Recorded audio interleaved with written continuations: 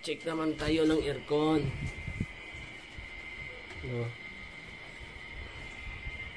Nagatulo daw. Ito, tumutulo.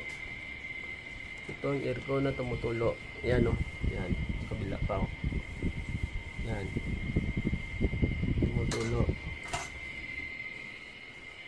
Yan. Samsung to, ka-repairman. Samsung pala to. Yan. Yan, oh. Parang dumi na kaya tayo.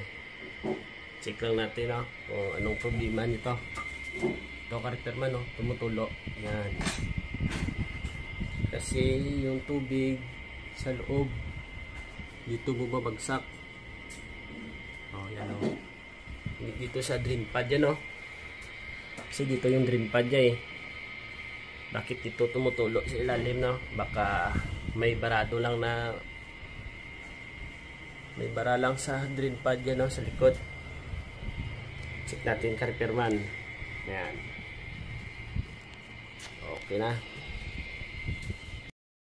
Ito pala yung problema ya, ka-repairman, no? Ito, dito sa loob, oh. Tinanggal ko na to, yun. Tingnan nyo, ka-repairman, no? Yun. Yun, oh. Maraming jelly yun sa likod, oh. Yun. Yun, mong bumabara sa likod na drain pad, no?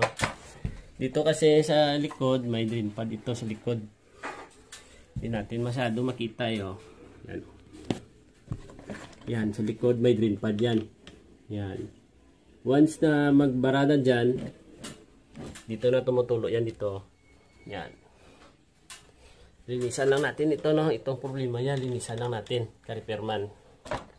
Okay, let's go! Ito na, ka-repairman, no? Tsura niya, oh. Yung bagong linis, oh, wala na. Wala na yung mga lumot niya, no? Tanggal na. Hindi ko ito natinanggal na yung blower wheel niya, oh, kasi hindi matanggal. Ka-repairman, matigas na yung bolt, screw bolt niya. Baka masira pa, eh. Huwag nating pilitin, no? Yan.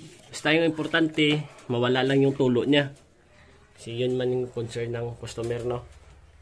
Hindi lang magtulo. Yan. Yan na, ka-repairman. Asimbulin na natin, no?